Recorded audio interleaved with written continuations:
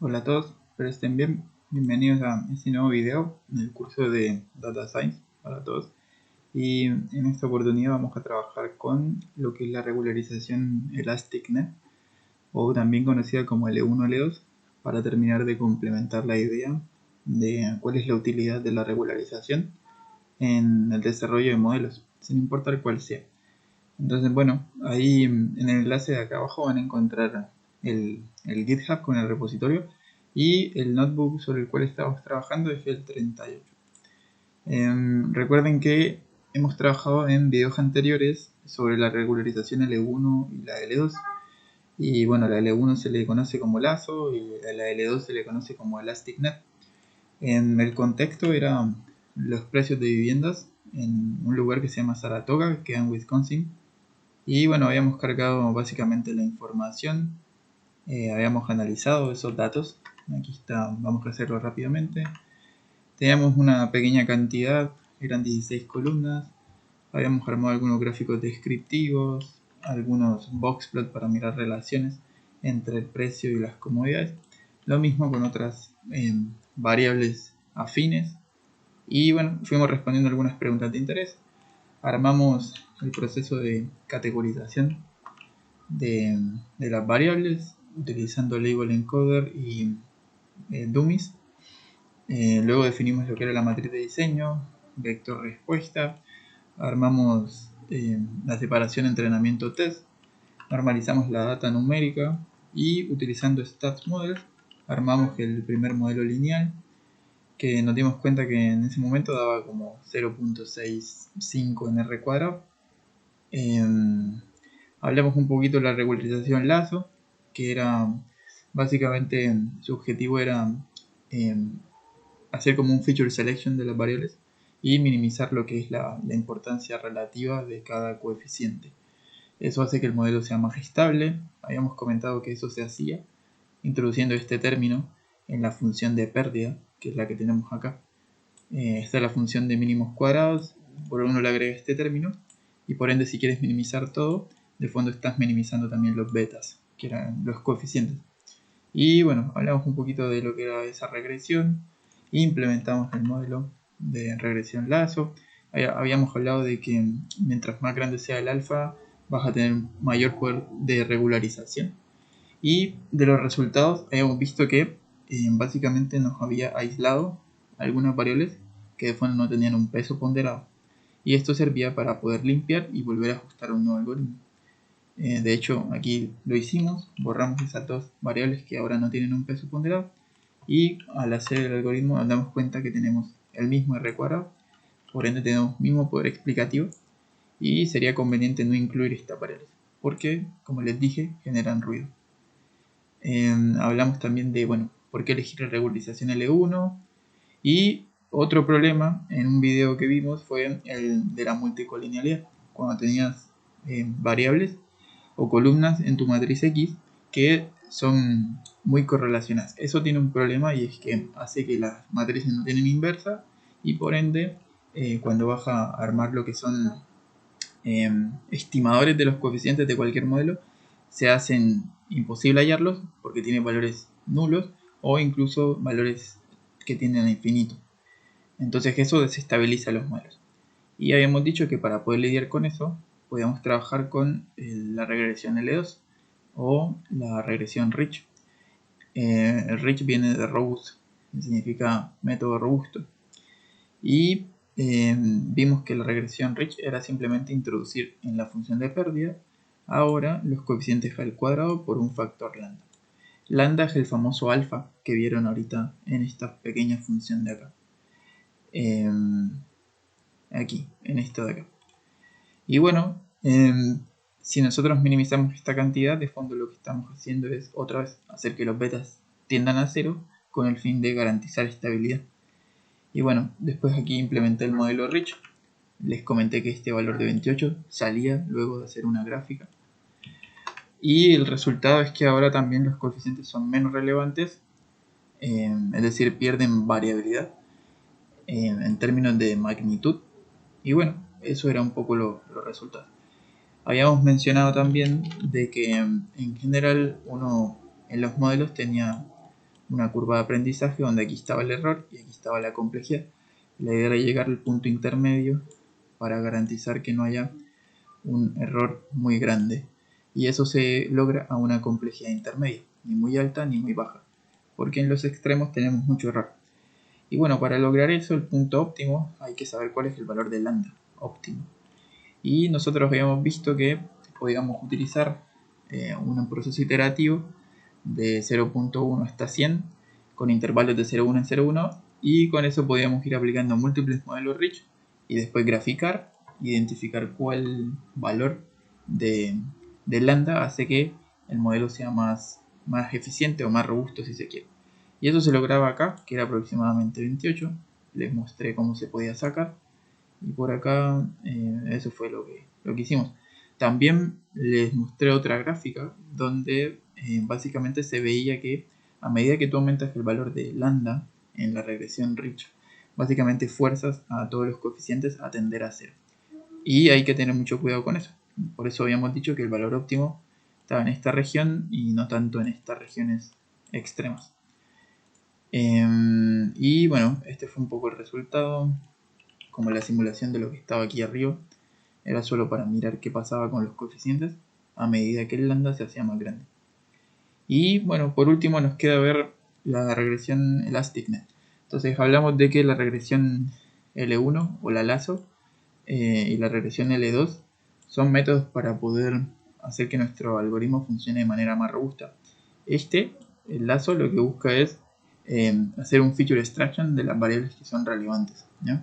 Y el L2 básicamente busca remover los efectos de multicolinealidad. Y ahora se preguntarán, bueno, ¿es posible tener los dos al tiempo, los dos efectos considerados? Y sí, es posible, y a esto es lo que se le conoce como regresión L1, L2 o famoso acá como ElasticNet. Y básicamente es tener la función de pérdida y agregarle el primer coeficiente y además agregarle el segundo coeficiente de Rich. ¿Ya? Este viene de lazo y este viene de Rich. En general, la función objetivo ahora se convierte en algo como esto, que es lo que están viendo aquí. Esta es la función de mínimos cuadrados ordinarios, los errores típicos. Este viene a ser el famoso parámetro alfa, que es lo nuevo que van a observar. Ese parámetro alfa es una proporción entre 0 y 1. Eso quiere decir que si si ρ es igual a 1, entonces estás diciendo que todo el peso va a recaer en la regularización L1. Pero si ρ es igual a 0, entonces todo esto se cancela y todo el peso cae en la regularización L2. Ahora, ese parámetro ρ uno lo puede estimar o también lo pueden calcular, ¿ya? Hay varias formas de hacer eso. Y el otro parámetro que ven aquí, que es este que se llama alfa, es el que habíamos visto antes que se llamaba lambda, ¿ya? Nada, es simplemente el mismo lambda, pero ahora introducimos un factor diferencial o ponderado que es el ρ, ¿ya? Porque si por ejemplo ρ es igual a 0,2, eso quiere decir que el 20% va a ser para regularización L1 y el 80% va a ser para regularización L2, ¿ya? Eso es lo que hace el famoso ρ, simplemente pondera, y el coeficiente que realmente tiene más importancia es el famoso alfa, ¿ya? Bien, de nuevo, al minimizar esta cantidad, lo que nosotros estamos haciendo es haciendo que los coeficientes disminuyan, porque si ven aquí, esto hace que introduzca un valor adicional en lo que es la suma de errores, ¿no? Entonces, para poder implementar esto y encontrar el valor óptimo del famoso alfa, uno también puede hacer iteraciones. Yo lo puse de menos 5 a 1, 50 valores en ese intervalo y bueno, uno itera. Y luego de hacer la iteración puede hacer un gráfico para identificar cuál sería como el valor óptimo. Entonces uno aquí comienza a mirar que a partir de un alfa por ahí de 0.1, ya casi todos los coeficientes tienden a 0. Entonces en ese punto no sería tan conveniente hacer que el valor de alfa fuera 0.1, sino que más bien fuera un poquito mayor. Un poquito distinto en ese caso, ¿ya? Y en este caso podría ser en esta región de por acá, ¿ya? Donde se ve que hay un mejor desempeño de los coeficientes, tienen como un mayor poder explicativo. En particular podría ser alrededor de 10 a la menos 4, donde casi todos tienen un peso ponderado, pero básicamente hay como una variabilidad en ellos, ¿bien? Bueno, y si uno dice, bueno, pero de manera gráfica es como un poco contraintuitivo. Uno pudiera hacer un método más eficiente que sea más numérico, ¿no? Y bueno, eso es lo que está por acá. Al final, este método que está aquí es un ciclo para ir iterando sobre cada valor de alfa, sobre un modelo base, que es este que se llama ElasticNet, y ir guardando los errores de entrenamiento y test, y a partir de eso identificar cuál es el que tiene la menor cantidad de error, ¿no? Y bueno, eso es lo que hace esta parte, encuentra el índice, luego saca el valor y te muestra el valor de alfa correspondiente a ese valor mínimo del error. Bueno, al hacer esto, se van a dar cuenta que nos va a decir que básicamente el valor de alfa óptimo es aproximadamente 0.0005, que eso es como 5.1 por 10 a la menos 3. Y ese valor básicamente tiene sentido, debería estar en esta región, más o menos, ¿ya? Y eso fue lo que habíamos obtenido. Ahora, si queremos mirar un poco cómo evoluciona el error, bueno, podemos graficar el R cuadrado, como para tener una idea de qué pasa a medida que yo voy cambiando ese valor de alfa. Yo esto lo estoy haciendo en escala semilogarítmica para que puedan ver mejor los valores de alfa, porque si no, no se ve nada. Es una cosa importante. Y de nuevo, aquí lo que hice fue simplemente plotear con una línea vertical ese valor de alfa óptimo. Y como ven, claro, en entrenamiento y test, el R cuadrado es básicamente casi similar, mayor a 0.65 por ahí. Y bueno, eso es lo que tenemos. Después viene una pregunta un poco más de análisis, ahí le pueden echar un vistazo. Y lo otro que hice por acá fue crear una metodología para ir cambiando el valor de ROC, que es el porcentaje de contribución de la regresión L1 respecto a la L2. Mientras más grande sea ROC, más contribución tiene para Lazo y menos para Rich. Entonces básicamente lo que hice acá fue como tratar de encontrar un valor óptimo para ROC. Y lo puse de 0.1 hasta 0.9 con un delta de 0.1 en 0.1. Fui aquí guardando lo que eran los valores óptimos de alfa. Iba armando un ciclo sobre cada ROC. Armaba lo que es el modelo ElasticNet. Y iba sacando los parámetros y sacando los errores. Y de nuevo iba guardando el valor de alfa óptimo de acuerdo a su índice, donde hubiera error mínimo. Y bueno, como ven acá, lo que va a ir sacando es para cada ROC cuál es el valor óptimo de alfa, ¿ya? Esa es otra forma de poder ponderar un poco la idea. Como pueden ver aquí también, el alfa óptimo, que es este valor que están observando aquí en esta columna, es inversamente proporcional al ROC, ¿ya? Es una característica que suele ocurrir así y que es importante tenerlo presente. Eso es porque básicamente estás dándole más peso a una cosa y por ende tienes que bajar el otro coeficiente, ¿ya? Y bueno, eso sería como una conclusión importante. Ahora ya con nuestro modelo calculado, o sea, con el alfa y el rho calculado, nosotros podemos ya entonces establecer un modelo final. Yo voy a utilizar el valor de rho 0.5 para dar igual peso a Lazo y a Rich. Puede que en algunos casos necesites dar más regularización a la multicolinealidad y eso lo detectas a través de correlaciones entre otros métodos. Pero a priori voy a simplemente asumir que la razón rho alfa es un medio, así que 0.5 lo voy a dejar y el valor de alfa fue el que ya obtuvimos, ¿ya? El famoso S0.005. Bien, ya después de eso hacemos el modelo. Fíjense que lo puedo sacar del modelo lineal. Hay una metodología que se llama ElasticNet. Eso se guarda acá y simplemente ajustamos el modelo. Ahora nuestros coeficientes deberían, los que no son importantes deberían desaparecer.